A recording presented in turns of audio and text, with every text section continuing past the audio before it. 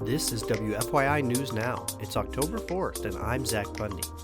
On today's show, the Indiana Court of Appeals says the state of Indiana has jurisdiction over TikTok.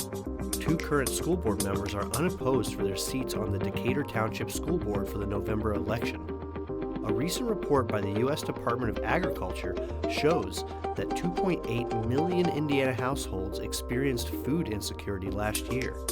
And Eli Lilly announced this week it will invest another $4.5 billion into the new facility at the state's controversial Leap District in central Indiana. This site will allow us to scale up quickly, not relying on others to do so, get our clinical trials running, and get medicines to patients faster. Those stories coming up, but first. Indiana residents can learn more about one of the state's first black settlements with a new interactive outdoor trail. WFYI's Abriana Herron reports on the opening of the Roberts Settlement Legacy Walk. The self-guided tour tells the story of 3 free black pioneers who migrated from the South and settled in northern Hamilton County in 1835. The settlers transformed a completely wooded area into their own community with farmland, a church, and a school. Lavella Hyder is a Roberts Settlement descendant. She lived there until she was 13 years old.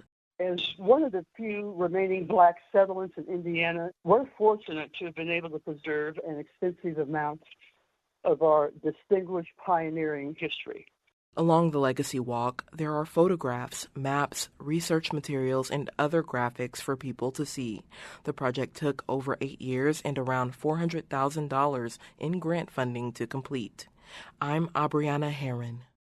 The Indiana Court of Appeals says the state of Indiana has jurisdiction over TikTok. With a unanimous opinion by a 3-judge panel, the court reinstates a pair of Allen County cases brought by Indiana Attorney General Todd Rokita against the popular social media app.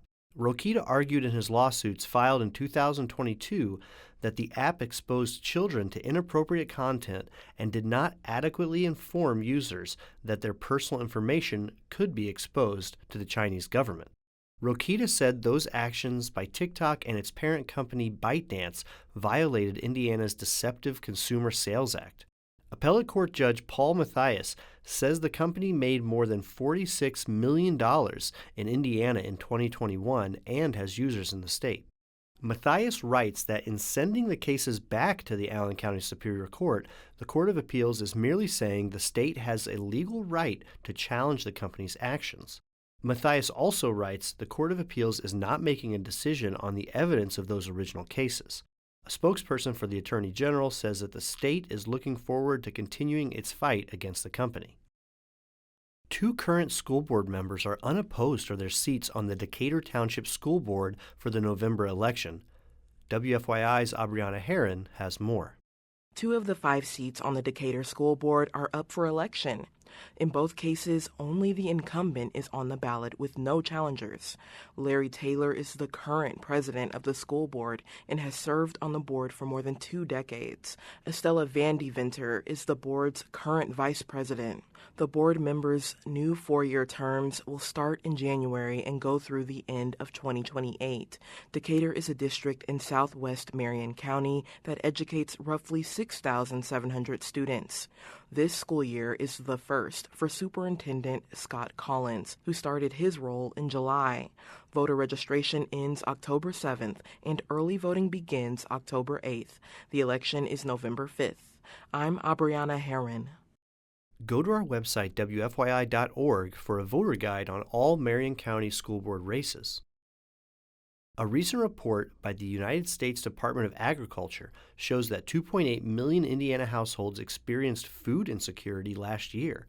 WFYI's Elizabeth Gabriel reports on the local efforts to put more food on the table.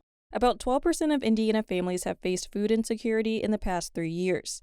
That is in line with the national average, but represents a slight increase for Indiana households.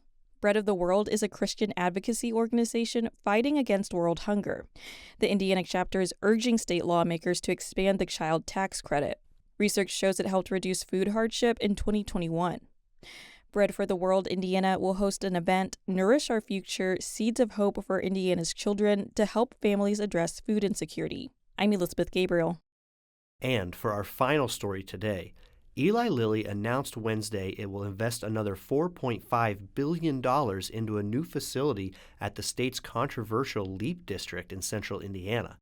This latest expansion brings Lilly's total pledge investment at the site to more than $13 billion and potentially 1,300 jobs.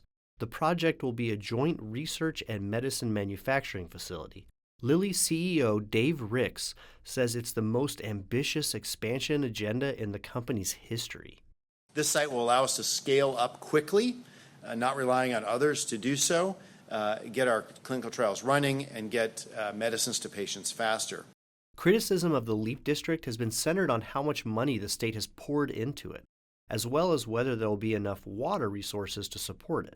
Governor Eric Holcomb says the state will help ensure everyone has the water they need and that announcements like this one make the costs worth it. This is a proud, patriotic day for the state of Indiana. We are responding to the demand globally for a product that is needed to improve and save lives. In a statement, Citizens Action Coalition says the state is diverting hundreds of millions of dollars meant to help provide clean drinking water for people so a few companies looking to build factories in a relative water desert can financially benefit. That's all for today's episode of WFYI News Now. Today's podcast was produced by me, Zach Bundy, with support from the news team at WFYI and public media journalists across the state. Our news director is Sarah Neal-Estes, Kendall Antron produced our music, and I'm your host, Zach Bundy. If you liked today's episode, remember to subscribe and share, and follow WFYI on Instagram, TikTok, Facebook, and YouTube to check out our newsroom throughout the day. Thanks for listening, and we'll be back Monday.